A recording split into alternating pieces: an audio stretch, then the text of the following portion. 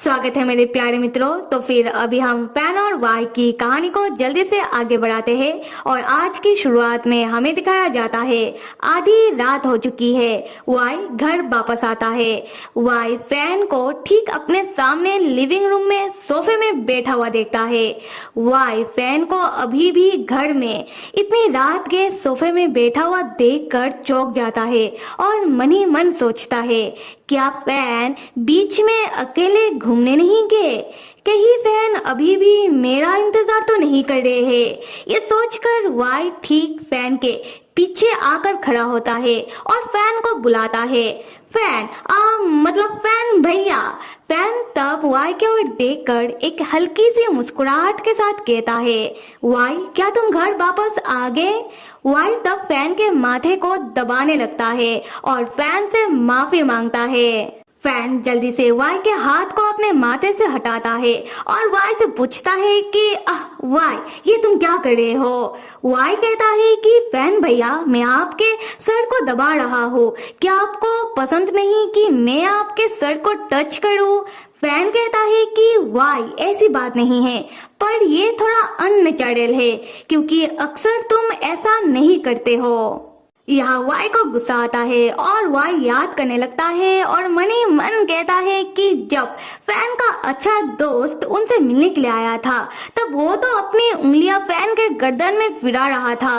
तब तो फैन ने उसे नहीं कहा कि ये तो अननेचुरल है, तुम ऐसा क्यों कर रहे हो, बल्कि फैन अपने अच्छे दोस्त से हंस हंस कर बातें कर रहा था। इसका मतलब फैन को दूसरे आदमियों का टच पसंद है, बस उन्हें मेरा टच ही पसंद नहीं है। उसके बाद वाई गुस्से में फैन से कहता है कि मिस्टर फैन आप मत भूलिए कि आप मेरे इंस्ट्रक्टर और अभी तो आप मेरे असिस्टेंट भी हो। इसका मतलब आप पूरे के पूरे मेरे हो, तो मैं आपके साथ जो चाहे वो कर सकता हूँ। ये सुनकर फैन को भी गुस्सा आता है। फैन वाई के ऊपर चिल्लाते हुए कहता है कि वाई मैं तुम्हारे लिए काम करता हूँ, इसका मतलब ये नहीं कि तुमने मुझे खरीद लिया हो और मैं तुम्हारा कोई गुलाम हूँ जिसके साथ तुम्हें जो मर्जी आए तुम वो कर सकते हो, समझे? तो आइंदा मुझसे इस तरीके से बात मत करना।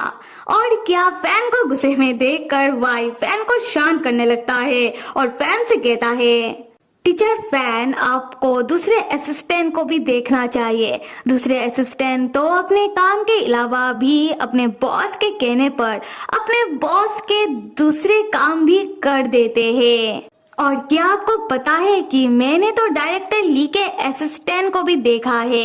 डायरेक्टर ली का असिस्टेंट तो डायरेक्टर ली का मदद करने के लिए डायरेक्टर ली के बेडरूम तक चला जाता है और वो डायरेक्टर ली का मसाज भी करता है और वो डायरेक्टर ली का बेडशीट भी तय करके उन्हें देता है। और कभी कभार तो डायरेक्टर ली का असिस्टेंट डायरेक्टर ली के गोदी में बैठकर भी उनका मदद करता है। ये सब सुनकर तो फैन चौंक कर वाई के ऊपर चिल्लाने लगता है और वाई से पूछता है कि वाई तुम्हें इन सारी चीजों के बारे में कैसे पता और तुम क्या चाहते हो, हाँ कि मैं भी तुम्हारे लिए ये सब करूँ?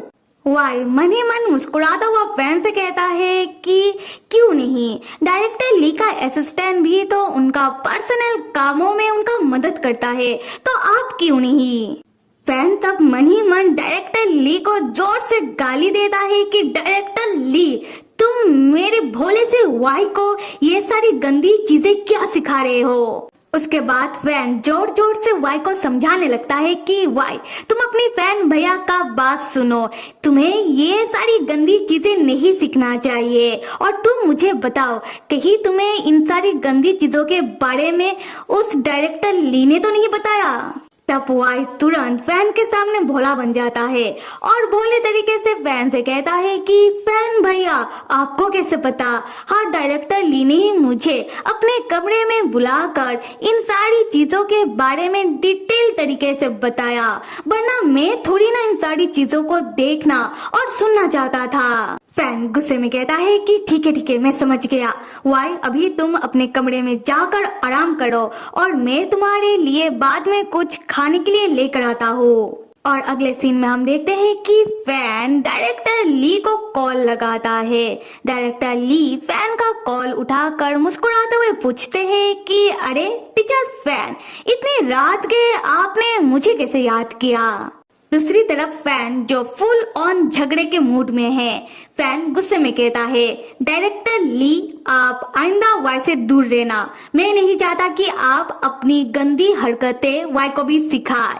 वाई बहुत ही भोला और मासूम है। मैं चाहता हूँ कि वाई बाहरी दुनिया की गंदगी से दूर रहे और आइंदा आप वाई को अपने कमरे में अपनी गंदी हरकतें दिखाने के लिए बिल्कुल मत बुलाना।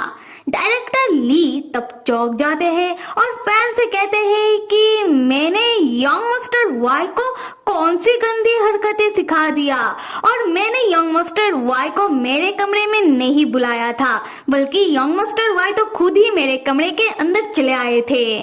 फैन कहता है कि नहीं, वाई ऐसा नहीं कर सकता क्योंकि वाई बहुत ही मासूम बच्चा है।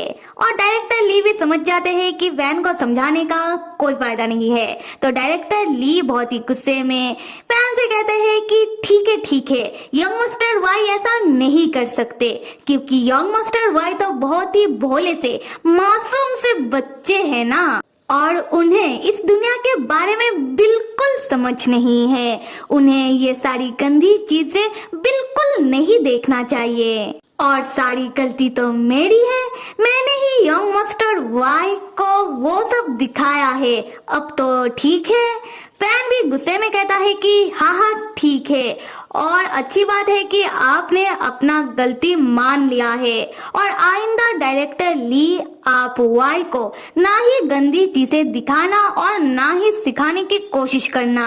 उसके बाद फैन मनी मन कहता है कि डायरेक्टर ली का इतना हिम्मत कि उसने मेरे छोटे भाई वाई को अपना जैसा ठड़की बनाने की कोशिश की। अगले सीन में हम देखते हैं कि वाई अपने कमरे के अंदर आता है और अपने लैपटॉप को खुला हुआ देखकर वाई चौंक जाता है। वाई मन ही मन सोचने लगता है कि मेरे लैपटॉप को किसने छुआ होगा।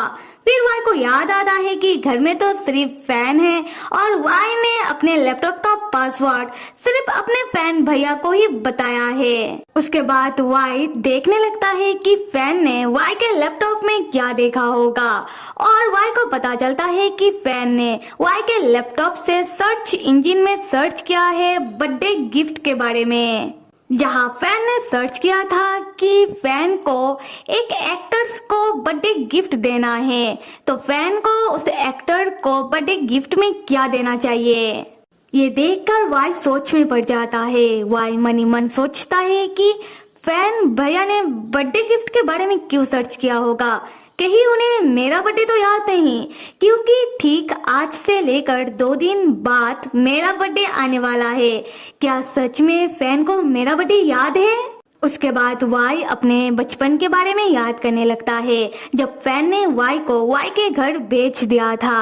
वाई तब से अकेला अपने बर्थडे के दिन रात के ठीक 12 बजने के बाद से पूरे दिन भर फैन का इंतजार करता रहता था कि कहीं फैन उसे फोन करके या फिर एटलीस्ट SMS करके ही वाई का बर्थडे विश करेगा। पर ना ही फैन ने कभी वाई को फोन किया और ना ही SMS। वाई तब से अपने बर्थडे के दिन अकेला अपने कमरे में बैठकर फैन को याद करते हुए रोता रहता था कि उसके फैन भैया उसका बर्थडे भूल गए।